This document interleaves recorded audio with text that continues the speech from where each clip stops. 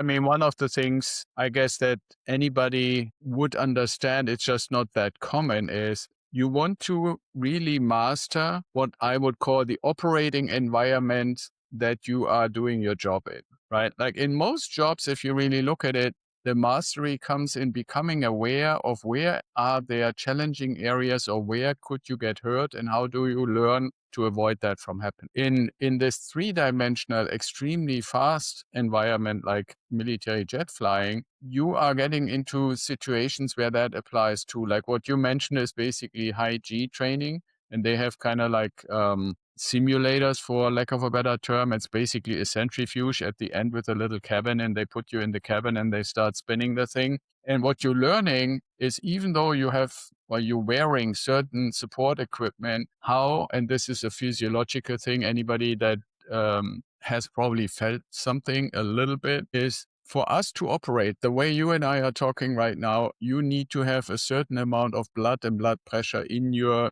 brain, and especially for your eyes. If you lose blood pressure, which if you pull a lot of G's, obviously, where will the blood go? Into your feet, right? So when the blood goes into the feet, it's no longer in your eyes, and you're literally, it's called blackout. You can't see anything anymore. You're fully conscious. You can hear and smell and feel everything, but you can't see anything because there's no blood in your eyes. So what you want to obviously learn to do is, how do you make physical activities? How can you perform but still keep the blood up in the brain, right? And so that's one why you do the centrifuge thing, and you want to go just a little tad above what you can handle.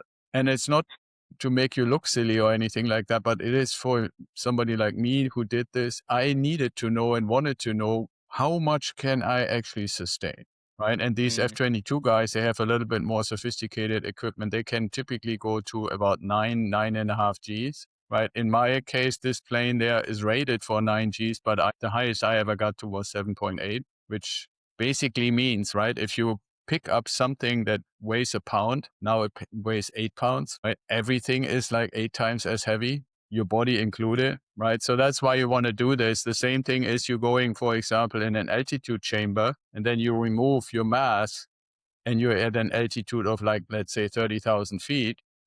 You want to find out, what are my symptoms? How is my body reacting when I'm removing the oxygen, right? And sooner or later you will see, like in my case, I got like a tingling feeling in the fingertips. That was my first indication. And you want to know this, so when you're in the jet and you're getting tingling feeling in your fingers, you want to check, hey, is my oxygen system okay? Is everything still working?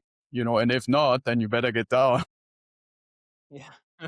Because what happens if you remove the oxygen? I mean, for most people, it's called time of useful consciousness. How long from when this removal happens until you're so woo-woo that you Mm, can't really function anymore? In my case, it was about 2.5 minutes from this first mm, little tingling. So that's typically enough, if you recognize it, that you can get the plane below 25,000 feet, where you can, even without oxygen, you mm. can breathe. Those are all these kind of things, and you obviously want to do this in a safe environment, and not when you find out in the middle of a combat mission or something. Yeah, of course.